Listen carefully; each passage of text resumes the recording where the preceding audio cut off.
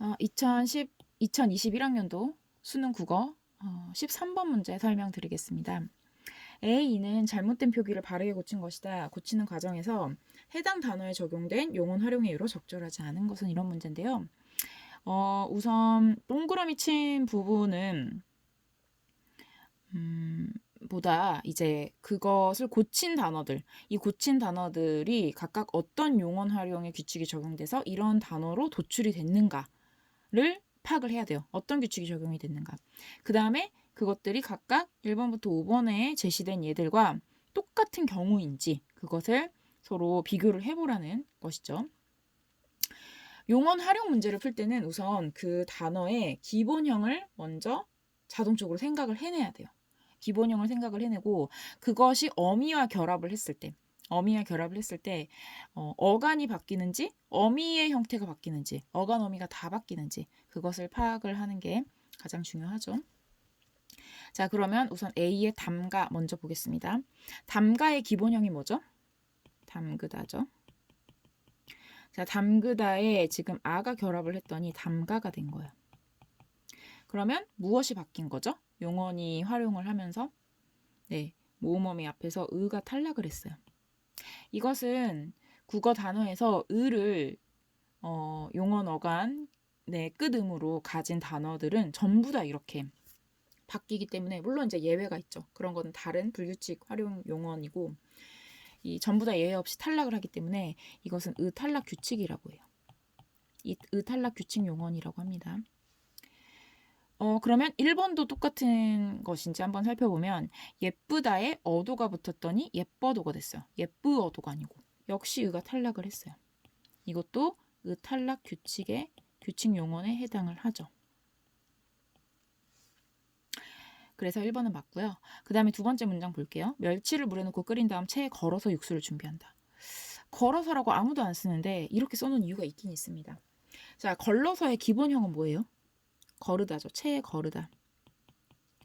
체에 거르다에다가 지금 어서라는 어미가 붙은 건데 그러면 의를 용언 어간으로 가진 단어는 모음이랑 결합하면 탈락한다면서요. 그럼 걸어서 맞는 거 아니에요? 아니죠. 우리는 걸러서라고 쓰잖아요. 자, 여기서 바로 예외가 발생을 하게 됩니다. 이것은 의보다는 르를 가진 거에 집중을 해야 되는데요. 국어 단어에서 이 르를 가지고 있는 단어가 세 가지 양상으로 활용을 합니다. 그 첫 번째가 바로 이건데요. 모음어미랑 결합할 때 리을이 이렇게 연속되는 형태로 바뀌어버리는 거예요. 그러니까 리을이 덧나는 거죠. 이것은 르를 용언 어간으로 가진 단어의 독특한 활용 양상이라고 해서 르 불규칙 용언인데 중요한 것은 어간이 바뀌어요? 어미가 바뀌어요? 둘 다 바뀌어요? 어서는 그대로 있죠. 어간이 바뀐 겁니다. 어간의 변화예요. 그러면 2번 단어도 살펴볼게요. 푸르다라는 단어. 똑같이 르를 가지고 있네요. 그런데 어미랑 결합을 했더니 이렇게 바뀌려면 풀러가 돼야겠죠. 풀러. 근데 그게 아니라 푸르러가 됐어요. 그러면 뭐가 바뀐 거예요? 푸르는 그대로고 미가 바뀌었습니다. 미가. 그래서 이거는 독특한 이런 그 표면형, 도출형에 집중을 해서 이거는 러 불규칙 용언이라고 해요. 하지만 이런 용어를 아는 것보다 더 중요한 건 지금 미가 바뀌었다. 어미가 바뀐 것이 중요하죠. 그래서 이것과 이것은 지금 매치가 안 되고 있습니다. 그 다음에 세 번째 문장 보면 육수에 고추장, 가름, 마늘, 불린 떡, 어묵을 넣는다. 갈은 우리가 가끔 이렇게 잘못 쓰는데 나르는이라고 쓰는 것처럼 맞는 건 간이죠. 여기다 쓰겠습니다. 기본형 뭐예요? 갈다죠. 갈다. 마늘을 갈다. 여기에 지금 뒤에 있는 마늘을 꾸며주잖아요. 관형사형 전성어미가 붙은 거예요.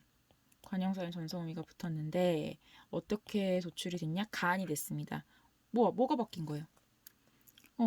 우리 그냥 이렇게 어간에 리을이 탈락했다라고 바로 뽑아낼 수 있죠.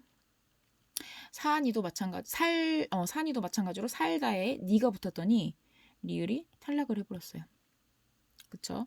그래서 이것도 역시 같습니다. 물론 아주 엄밀하게 따진다면 두 개가 그 리을이 탈락하는 과정이 조금 다르긴 해요. 하지만 우리가 수능에서는 이 두 개를 전혀 문제 삼을 만한 그런 부분은 아니고요. 왜냐면 어간에서 어미랑 결합을 할 때, 어간이 어미랑 결합을 할 때 리을이 탈락했다.